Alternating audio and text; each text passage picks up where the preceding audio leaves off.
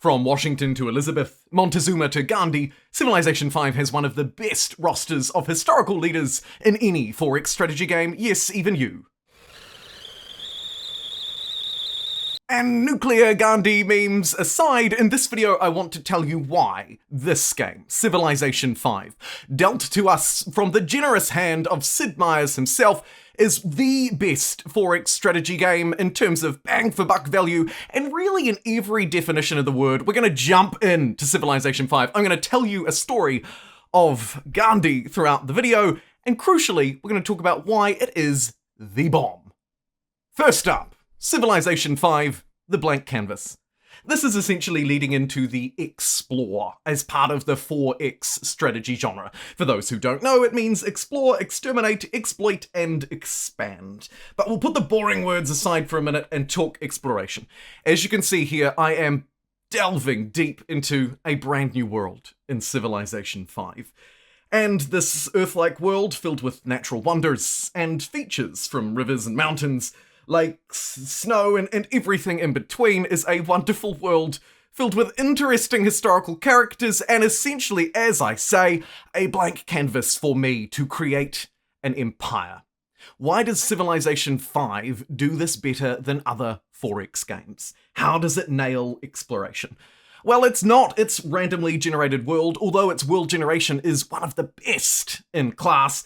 It's not also its relatively complicated yet simple design. It really does capture a great balance, and the social policies here are just one example of how the game design in the real world and in the world of politics, economics, and geography makes Civilization V an excellent exploration game. Again, just to hark back to that random world building, it is wonderful, but if you don't want to randomize it, you can also customize it in other ways. And indeed, still to this day, believe it or not, take a look at this, the community is still incredibly active in Civ V, despite the game now in 2022 being not only 1 year older than Humankind, 6 years older than Civilization VI, it is now coming up to, at least, its 12th birthday. Its teenage years are coming, and I suspect, like the Ottomans, it's gonna be feisty in those. Seriously though, you can create any whole myriad of custom maps, but you don't need to. Civilization V has a great world for telling stories, leading political battles and intrigue, or in general just having fun. And I think to close off this first section of my critical look at what makes Civilization V still one of the best 4X strategy games, maybe even, dare I say, the best Civilization VI game, please put your pitchforks aside for a moment, is because of that beautiful, simple exploration factor. It's easy. Unit movement is easy. The map simple to discover and easy to navigate, yet the complexity weaved within from tile yields and everything else makes it a world worth exploring. Next up, I'd like to talk about befriending or belittling. In this section, I'm talking specifically about extermination, so why don't we jump straight in? Pretend like we're not going to declare war on the Moroccans, and then backstab them very soon. Spoiler alert. Either way, this is extermination. Should you befriend or belittle? Civilization V has 3 key elements to its extermination. Let's do it, and let me show you them now. First and foremost, you have enemy AIs, or of course, your mates, if you're playing multiplayer. Civilization V's multiplayer is not the smoothest of experience, as you can imagine. It is a bit of a clunky and older game. However, I have to say, in my experience, I've had more success in Civ V, or at least as much success in Civ V than I have in Civilization VI. Don't even get me started on Humankind multiplayer. That's something we'll put aside for today. Either way, you do have those enemy AIs, and like I said at the start of the video, Civilization V does a great job, I think, maybe better than most, at capturing the real historical flair of leaders. It really does choose, in most cases, the best leaders, in my humble, stupid opinion, for leading the great nations of the world. Like I say, Montezuma, the Queen of England, Washington, Gandhi. They are all fantastic historical leaders, and if you don't like the ones that they put in the game, or you'd like to use some that are a little more risque or fascist, You can download them from the mod store as well, or even make them yourself. However, there are other elements to extermination in Civilization V that I think are really important to note.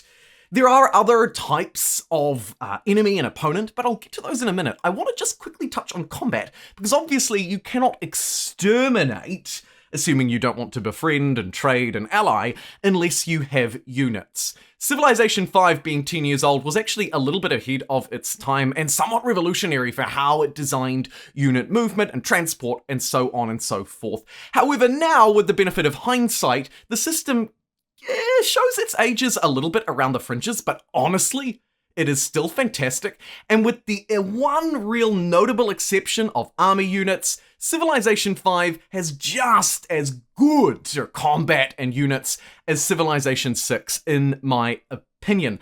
It doesn't quite delve into the level that something like Humankind does, which lets you merge your units into one, march them around as an army, and then allow them to occupy individual tiles when you move into a battle itself. But again, an underlying theme here. It's simple, it's effective, it's relatively easy to understand, yet it carries the complexity of combat in any other mainstream popular 4X strategy game, even though it's 10 years older than most. The other important thing to note here, like I said before, is that there are other people who you can befriend or battle. Barbarian units and their encampments are essentially neutral, non-allied, AI-controlled powers with no allegiances at all. And then of course you have city-states that blend in the middle. It's controlled by the AI, it has its own diplomatic relations, but with a bit of money or military, you can pull them on side and reap their benefits, or fight them just like anyone else. Maybe I'll touch Wittenberg in a minute. Putting that aside, exploiting it all is my third point. This is the third of the 4Xs, and Civilization V again does this very well. This one is fairly straightforward, but very important, so bear with. Not only do you exploit Marrakesh and your neighbors in any way, shape, or form you like, but of course it's about building roads, trading luxuries, strategic resources that provide value and allow you to build more units, like horses for knights, iron for swordsmen, indeed uranium for nuclear weapons through into the late game. Of course, also, we have the ability to exploit other things. Luxury resources provide happiness, allowing you to grow your empire. And I think that all of these systems that I've mentioned, including some of the later game systems like the late game Congress and geopolitical system, help to build a world that is easy to exploit should you choose, but also easy to turtle up and defend. It is the variety of exploitative playstyles that Civilization V does very well. Lastly here, 4 out of 4, I want to talk about expanding with ease. Expansion, or to expand, is the last of the 4 X's, and I'm going to use that, like I have for the rest of the video, as my framework to tell you why it's good.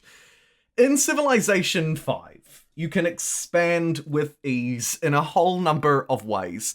And expansion's vital to any 4X strategy game because without it, you are pinned into a corner. Not only will you have a bad time, but you'll probably also lose. So, how does it do it? Firstly, as I've touched on a little bit already, military is simple. Units are easy to understand and easy to use relative to other historical 4X strategy games, of course.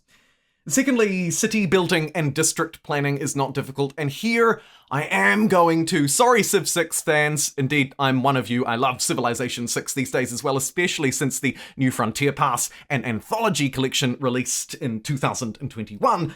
However, I do have to note that city building and district planning in Civilization V is, again, a seamless system. You don't need to build districts around your cities. On one hand, that can take away a little bit. A lot of 4X historical strategy games like Humankind and Civ 6 in particular have moved towards district systems where cities expand out from their one little tile and start to build around it. Civilization 6's districts are relatively restricted. You can only have generally one of each type in each city. They scale, you can't move them once they're built. Civilization V removes that complexity. Some consider it to be unnecessary. Others may deem this to be too basic. Ultimately, I'll leave you with this. In Civilization V, you don't need to forward plan out 300 turns in advance where you're going to place every district for every era. That means you need less understanding of the tech tree, less understanding of every single district and element of the game to enjoy it. And I think that's key. I think that's one of the key themes throughout this whole video, actually. I'll let you reflect on that, but a couple of other points I'd like to make here first. With expansion, there are maybe in Civilization V, I've found very few gotcha moments. Again, I could relate this to districts, but there are other examples that you might be able to highlight in the comments should you so desire to feed the YouTube algorithm. However, on the districts, I think one of the key gotcha moments is you place down your campus, you leave it there, and then 5 turns, 50 turns, 100 turns later, you may realize that you can't build that wonder that you've just unlocked. Or it's restricting you in other ways. I call these gotcha moments because they're unintended consequences. They're things that come out by surprise and potentially limit your gameplay experience. This, of course, particularly applies to new players. Don't at me if you've got 3,000 hours in the game. This does not apply to you. Either way, I think Civilization V does a reasonable job at avoiding those gotcha moments and those unintended consequences. And lastly, here in this section of the video, it's really important to note that Civilization V is incredibly easy to run. Okay? Graphically, it looks good. A little more gritty than Civ 6, but really not a whole lot worse. It's hard, after all, to have a really bad looking 4X game, strategy game, because graphics are less important here. We're more concerned with mechanics.